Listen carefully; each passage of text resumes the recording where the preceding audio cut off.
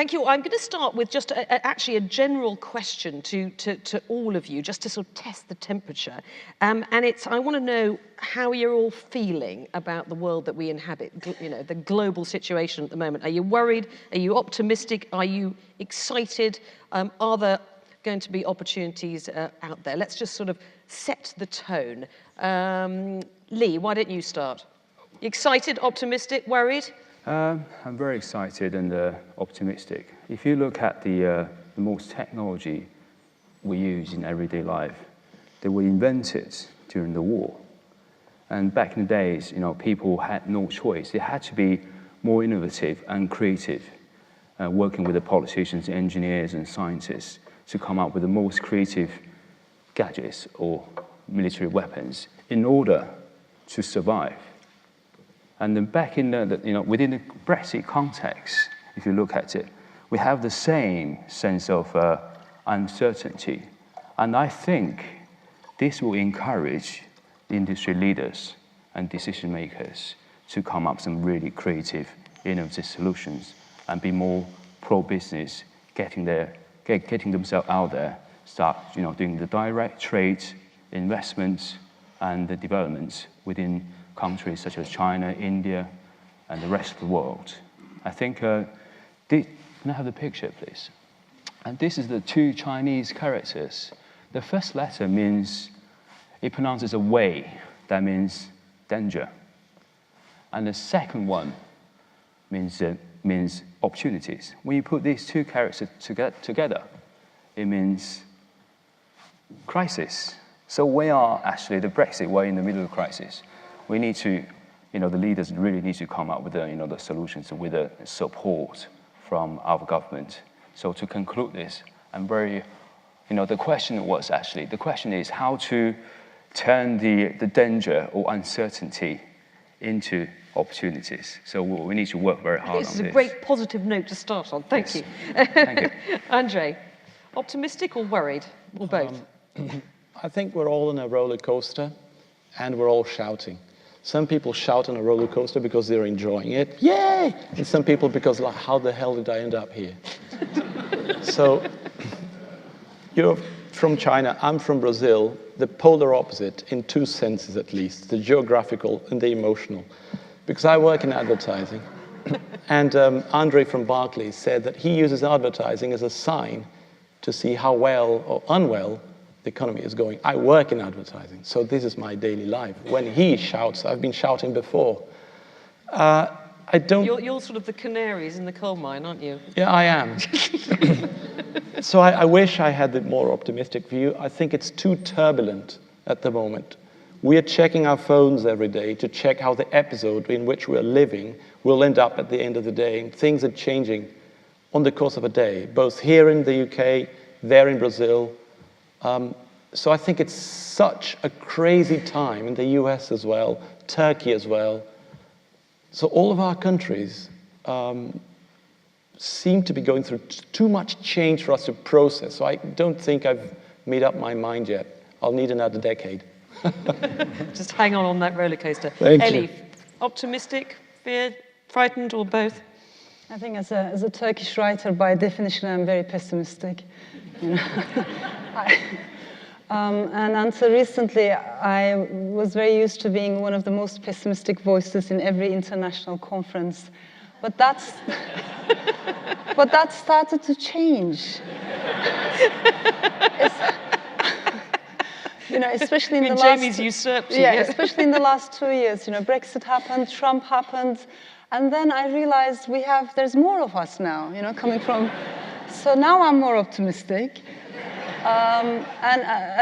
Joking aside, I like Gramsci's approach when he talks about the pessimism of the intellect and optimism of the will, optimism of the heart. I like that balance. Maybe we need both of them.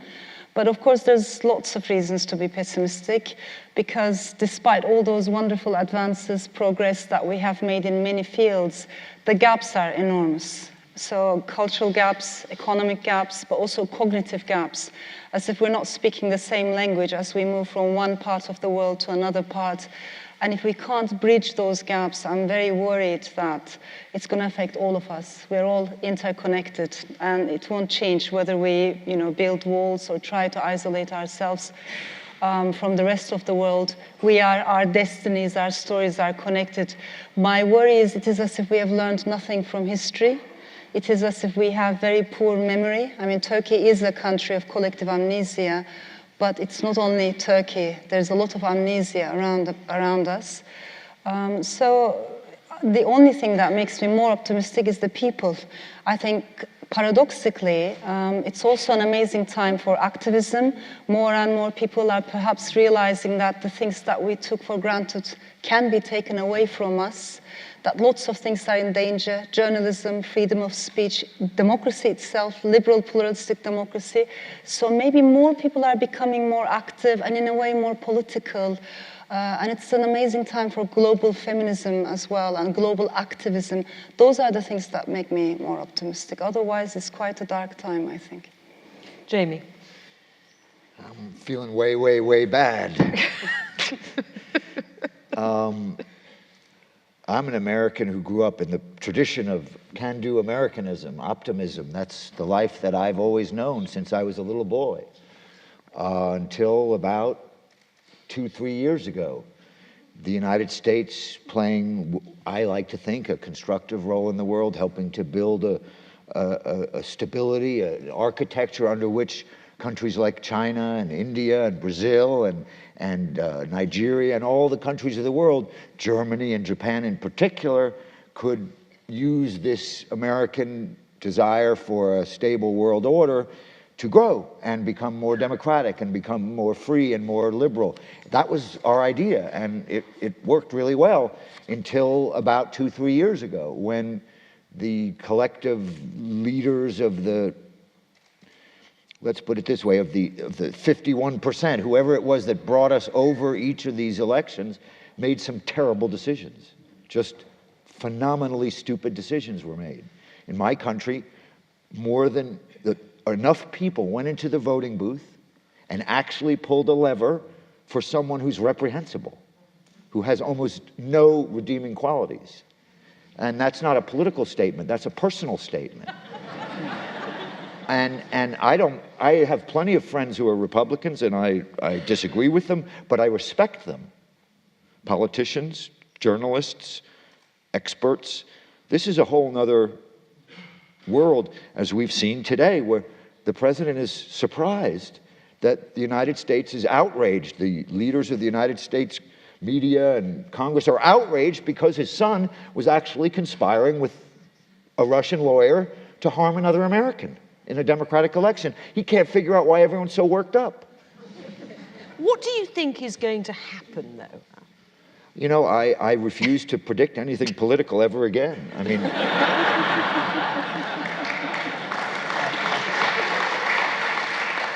I know what I want to happen, but what I've wanted to happen hasn't been happening for a long time.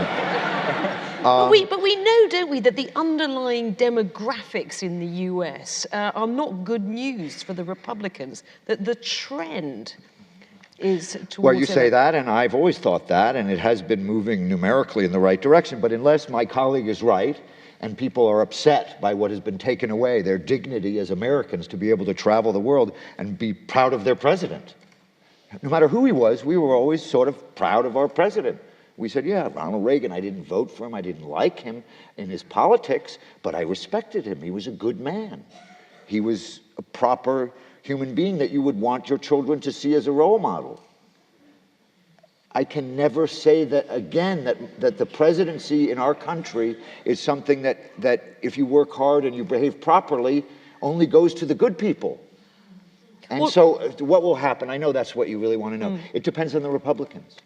The Democrats have no power, zero power, none. They have the judiciary, they have the House, they have the Senate, they have the presidency.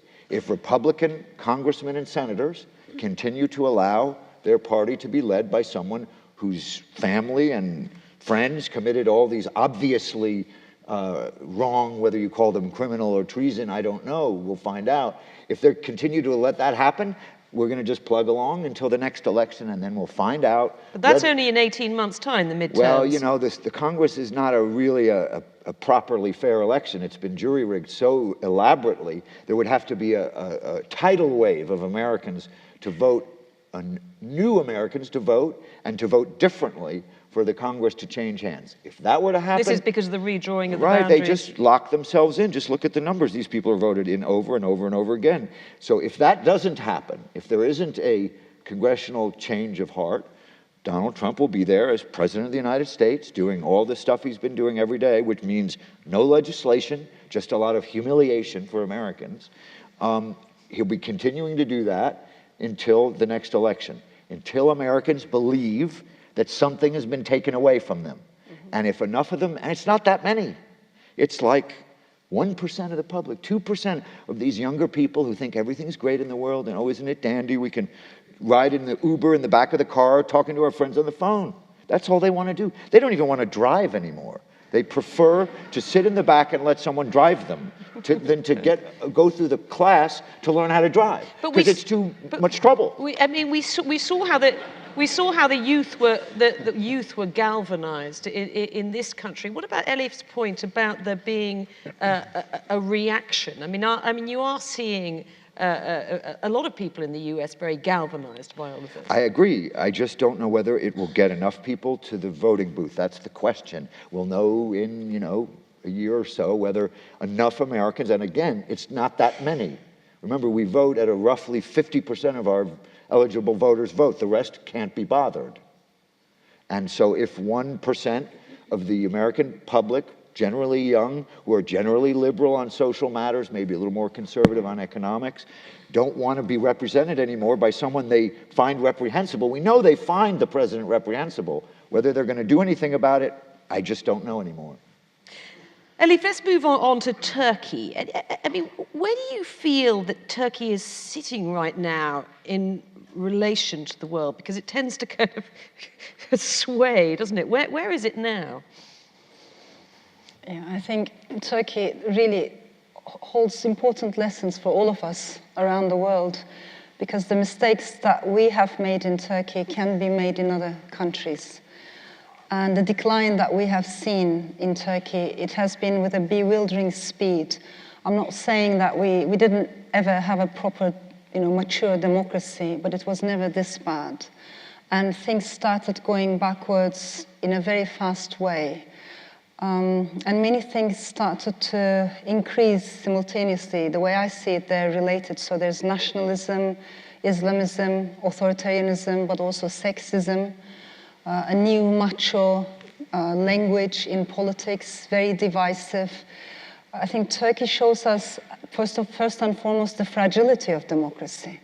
How do we deal with populist movements that come to power by using the means of democracy, by using the ballot box first and foremost, and then once they consolidate their power, use that power in order to suppress all other voices of dissent in the civil society?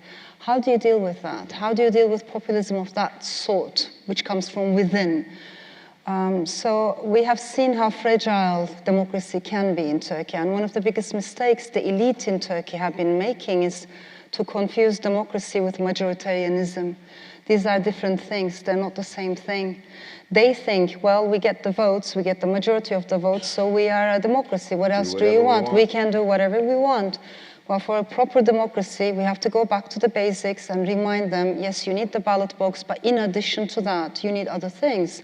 You need rule of law, separation of powers, definitely a free media, independent academia, you need women's rights, LGBT rights, separation of powers. Together with all these components, you have a democracy.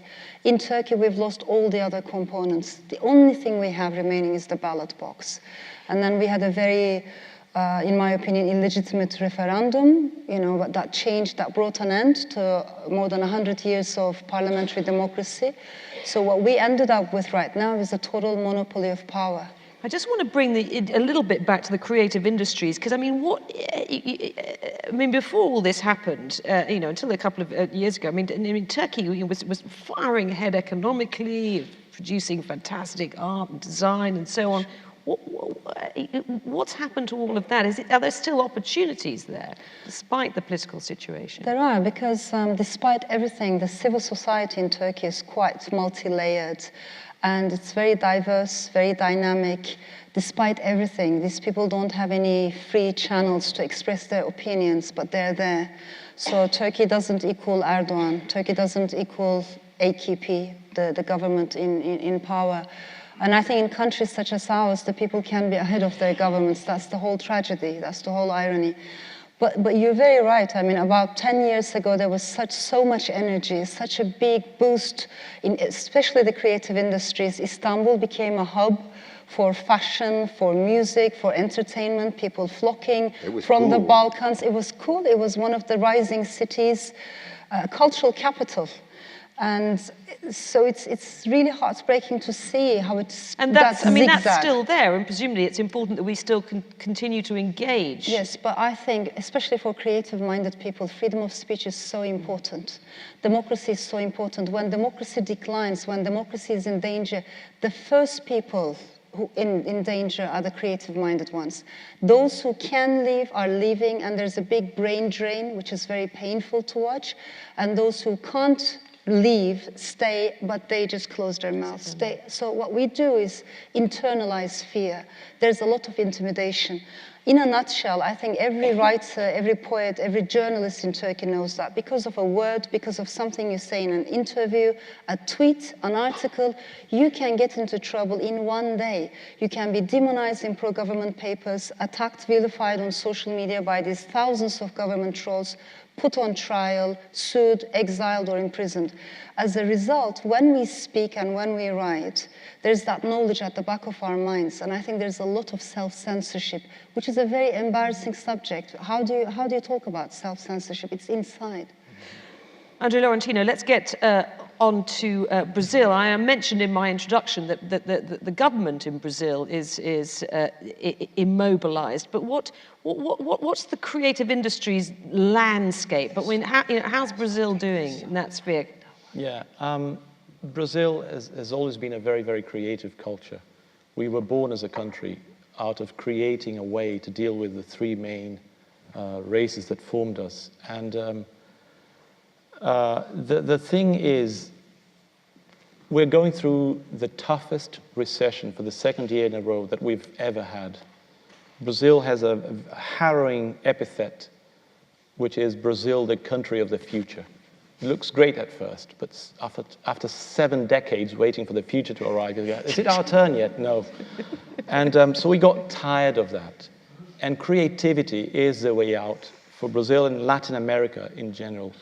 But the point for this conference here in the face of Brexit, we had, just like the UK, previous to the big crisis, a moment where we're going up. That's exactly when I left to the UK, and people wouldn't understand why. Because we had won the World Cup, we had won the rights to have the World Cup, the rights to have the Olympics. The Economist put Christ the Redeemer as a rocket, and it lasted for that edition. You were the sexy brick. Yes, exactly. I'm trying to be the sexy Brit now. So the thing is, from that moment on, it went downhill very badly in every respect. So now there's social turmoil, political, and economic. The result of the brain drain in advertising, over 250 creative people from Sao Paulo, top-level creative people from the top agencies left the country to work in Singapore, UK, US, France, Dubai, Spain, Portugal. They're living everywhere. As a result of how that affects the country's creative community, in the Cannes Festival last month, there was a day you only go up on stage to collect your gold lion. And for one day, every single team from the globe that went up on that stage to pick up a gold lion had a Brazilian in that team. So that's that. Then I rang the guys at home and said, don't you miss those people? What's the market doing to cope? And he said, you know what? The market is going down, so there is no place for people anymore. So when they leave, actually, we wouldn't have the money to pay their salaries. So it's a kind of virtuous So the rest of the world is benefiting from Brazilian creativity, but Brazil's not. Literally, yes. This is presumably, so I mean, you're basically saying it's not a great time really to be doing business in Brazil. Or... So that's the point. The UK has always been very good at tapping into opportunities all over the world. There's one advantage that there is in the UK that is taken for granted but shouldn't be so underestimated, which is the English language. The English language is a bridge everywhere in the world. For example, the Brazilian ad community or creative community is composed of 100% Brazilians because we speak Portuguese. We don't even speak Spanish. We turn our backs to the rest of the continent. So in that sense, we're more an island than the UK is. So the UK has access to that because everybody can understand English. The other thing is Brazilians are spending more time at home. They don't like to leave. So if you're selling TV programs, that's good news. So I'm sure that creative industries here will find a way in. Another big area in Brazil for development is mobile. 138 million people in Brazil has a mobile phone. The country has 190 million. That's nearly everyone. And huge Facebook penetration, doesn't it? Huge, huge. In fact, Brazil took one social media called Orkut, created by this guy at Google. It was the only country where that community ever survived. So we're very quick to hang on to these things. E-commerce is growing. It's a huge opportunity in that respect. Computer games? Computer games, big, yeah. I mean, Brazilians are by nature happy and willing to have a great time. It's just that everything else is making it so hard. Okay, Lee, let's get on to China. We're going to get optimistic again, you know. So what do people get wrong about China, and what are the 5 things they need to know about doing business there? Through a Westerner's camera's lens, it seems everything's wrong, because, you know, we have there's a huge difference between Chinese and British culture, and there's a huge misunderstanding, and also from the creative industry point of view, the media has given a wrong perception. I remember when I was a student many years ago, the only Chinaman in the class apparently, and when people talk about made in China, usually refer to poor quality, cheap and cheerful. You talk about created in China, never heard of it. We've heard about copycats, not created in China. So I was very angry actually, because there are some great products and services coming from China, not just made in China, but created in China as well. So that's from that moment I had this idea. That's how I established, the China British International Design Week, and hoping to promote, the best products and designs, innovations from China, and the link with the United Kingdom and the rest of the world. And that was the initial thoughts, yeah. And until year 2014, when the Chinese Premier Li Keqiang came to London, and I went to the dinner, and he said that the Chinese government is boosting soft power, and we are heavily invested in the creative industries. So I had this wow moment. I got this the Design Week initiatives. That's how I actually started.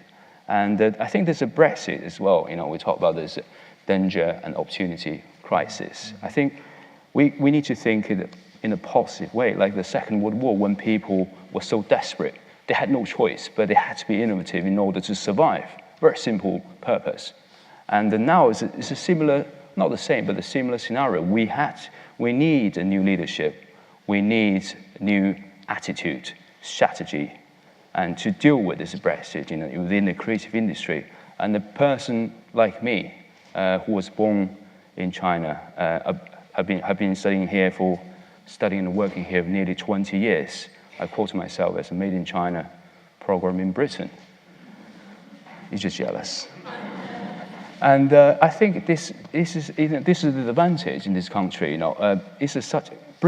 Great Britain is one of the most culturally diverse countries in the world. And people like me, or you guys, Turkish, Brazilians, Americans, and all of you, we understand different cultures. We can bring the best to the best part of our route to the United Kingdom, and beyond Brexit, we can facilitate direct trade investment and establish partnership between Great Britain and the rest of the world.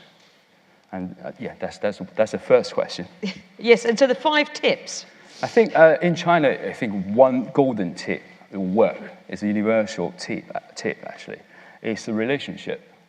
This is the most important key in the business world, because the way the Chinese work, they don't do it in the Dragon's Den style. You know, you got an idea, I pitch, I know this is the fixed and facts, and then this is how much I want, and you have 50% of my business.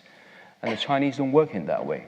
The way they work, in order to do a business, they must know you very well. And within that, based on that, they can start talking to you and building business, doing business with you together. I think this is a very long process. So it's important to have that personal contact, to have those Yes. connections, to have a link person to start with, and then build Very much, on yeah. personal relationships. So a person like me can be a bridge between, understand both cultures as a translator, as a facilitator. But it takes a very long time and a long period to develop this kind of relationship, which is financially, for some business, as you know, is not viable. I believe some of your companies have done a trade mission to China. You know, you go there, you have a dinner with you're meeting the local mayor, sign an MOU, drinking baijiu, the Chinese wine, and exchange business cards. When you come back, you send a follow-up email. Guess what? Nobody replies, because the people just don't work in that way. So it's a different attitude towards business, a different environment. So that's why people like us. I'm a Chinese. I can help be a bridge between China, Brazil, United Kingdom. So I think this is the key. I've got actually a question that's come up on the iPad from a member of the audience specifically for you, saying so this is Stuart Barr saying, I applaud your opinion that political instability can stimulate the interface of technology and creativity. Looking at Britain's future world place, which aspects of the UK creative and tech industries are likely to have the most impact? Yeah.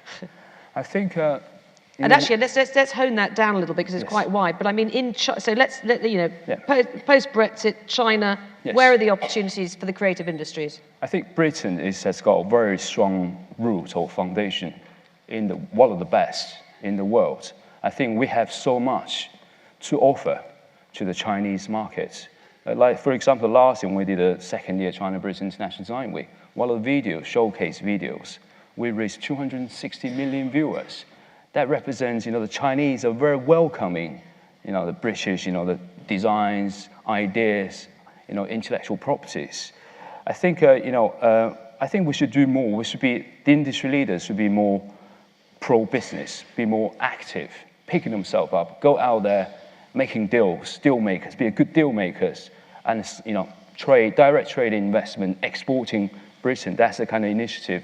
So get over to China, make those personal connections. Yes. Okay, I'm going to stick your hands up in the moment, but just one more question from here, and this is for you, Jamie. Assuming that Trump does not make it until the next presidential election, will matters necessarily improve under Pence? And if yes, how? And if not, why not? This is from Marianne Grant of the Motion Pictures Association. Okay, I will take the assumption, not too troubled by the assumption, that is that Donald Trump won't make it all the way. People who follow American politics are always coming up to me and say, but won't Pence be worse? Because he's an ideologue, and he's got very extreme right-wing views, and Trump is... No, he won't be worse. He's a good human being. He is someone who has actual human responses to human beings. He will talk to politicians. He will follow the rules. He would never dream of working with the Kremlin's lawyer to undermine a fellow senator. That would never cross his mind. Now, do I agree with him? Would I be pleased with all the legislation as a Democrat that might pass under a President Pence compared to a President Trump? No, I suspect some things would get done domestically that someone like me wouldn't prefer. But internationally, Mike Pence would understand something really important. The Russian government in the last 5 to 7 years has become a genuine menace to the civilized world. It's not just this democratic assault on the United States, a sabotage of our election. It's across the board. They have revamped their entire conventional force. Vladimir Putin admitted that part of the reason he was so excited about Syria, the intervention of Russian military, he wanted to try out the new weapons.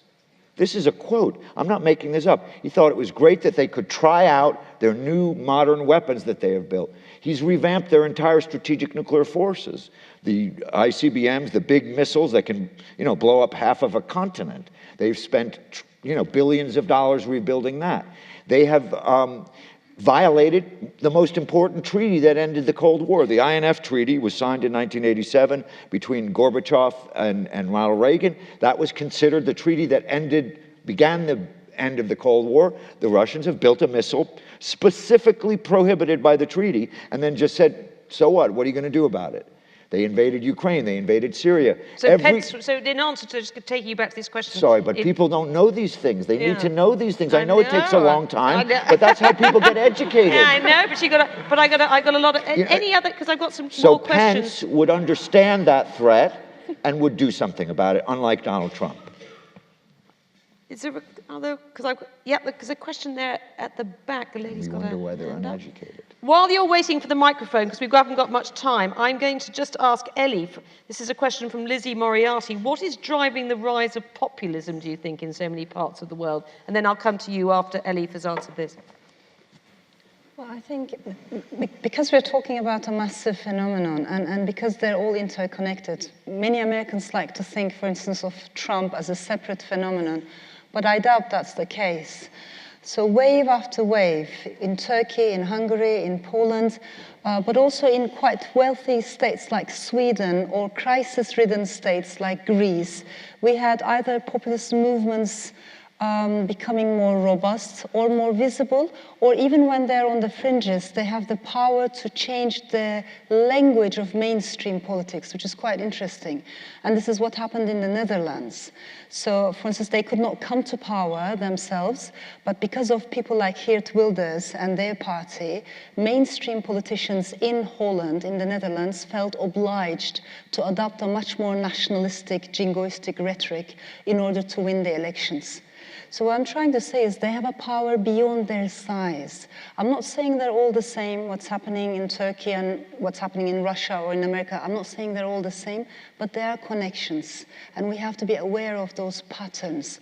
One of the patterns that bothers me is this dualistic way of thinking, constantly us versus them. And this is something I believe populists create. It's a myth that they benefit enormously from. So this myth of the real people versus the corrupt elite, I want to question that. Of course, we should be critical of elitism, we should be very critical of all kinds of inequalities, but who exactly is the elite? Nobody can convince me that someone like Marine Le Pen is not part of the political elite or the political establishment.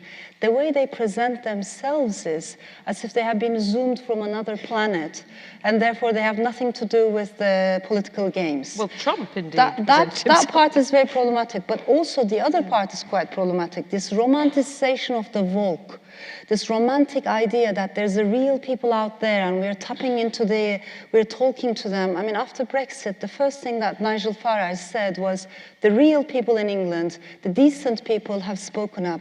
What about the others? Are they unreal people? Indecent. Indecent people. So we have to be very careful about, and these are patterns that we have seen in Turkey, but just to sum it up, I think we also need to understand globalization brought out the worst in us and the best in us. And there have been major gaps. And I am also critical of the liberal left. It's a big generalization, but I don't think we've been very good in terms of connecting with people's emotions. I think, unfortunately, populist demagogues do a better job there, and we need to put more emotional intelligence on the table. This is an age of emotions. It's an age of anger, anxiety, and yes, people have concerns about the future of their children, whether their children will have the same job opportunities.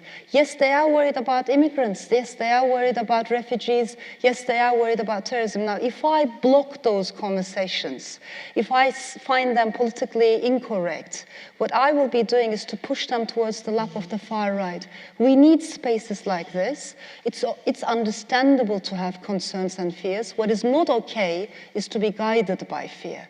And I think nations have made the worst mistakes in their history when they were guided by fear. So let's talk about our concerns together, but let's not go towards the direction of populism or nationalism. Question at the back. Ringo, the Churches Conservation Trust. My husband's American, so my 19-year-old son had a vote on both sides of the Atlantic last year, and as far as he's concerned, he's done with democracy because it doesn't work. But putting that aside and kind of following on from the previous comment, I am a little bit concerned that we are not too elitist, that we're not too arrogant, because notwithstanding what Mr. Rubin said, 51% of people in America and however many people in this country did vote for Brexit, did vote for President Trump, and many of them are still very proud of President Trump. So it's not acceptable for us to just say, oh, well, they're wrong. That's very arrogant. And there are many people out there who, quite obviously, perhaps have never recovered from the economic crash of 2008, 2009. No, I think so the question is, what do we do? And to the previous speaker's point, what do we do to reach those people? Because they're not stupid. They may be ignorant, but they're not stupid. Oh, okay. Jamie. So they're ignorant, but they're not stupid. And I'm the one who's arrogant. No, I think All right. she's saying, I think she's, what is she saying? I think No, is that, I think that she those said that by declaring them wrong, that we are being arrogant. There's a I heard danger. it, and you're entitled to your opinion. But there are some things that are wrong. Yeah. And if you sugarcoat it and pretend it's just an emotion or a fear, believe me, 50% of the American people don't agree with all this stuff, because 50% of them voted in total. And yes, there are Trump voters, but it's not half of the country. It's about 25% of the country are hardcore Trump voters. I'm sorry, they're wrong. But isn't it also... They are putting forward positions that are wrong and need to be explained and educated. But Jamie, taking it on, I think you're also saying we need to address the concerns. Well, we all want to address the concerns of globalization and all those things. I was never a big globalization fan. I think the politicians made a mistake in taking credit for globalization as if they had done anything. It was the computer industry, the container industry in shipyards all over the world, and the other intellectual property that was real globalization. The governments didn't really do very much except kind of stay out of the way, and yet the leaders took credit for all the good parts of globalization, and now they're running away from the bad parts. What I'm saying to you, though, is to pander to them because they can yell loudly is as equally arrogant as anything else. You have to be able to talk to them, and you have to finish the conversation, not in 60 seconds. You have to sit there with them and explain why NATO is important, why it's a good thing to work with our NATO allies, and why your proposal is wrong and bad and ill-considered and will cause great harm. To say that it's driven by emotion, and so don't focus on its substantive effects, is not to take them seriously. I take them very seriously. I listen to what they say, I listen to what they propose, and I give my opinion. That's taking them seriously. It's not arrogant to consider them wrong and to wonder whether they're helping themselves by voting for Donald Trump, most of whose policies, the entire Goldman Sachs board is running our government, and he ran against investment bankers. Now, should they know that? Would that be arrogant?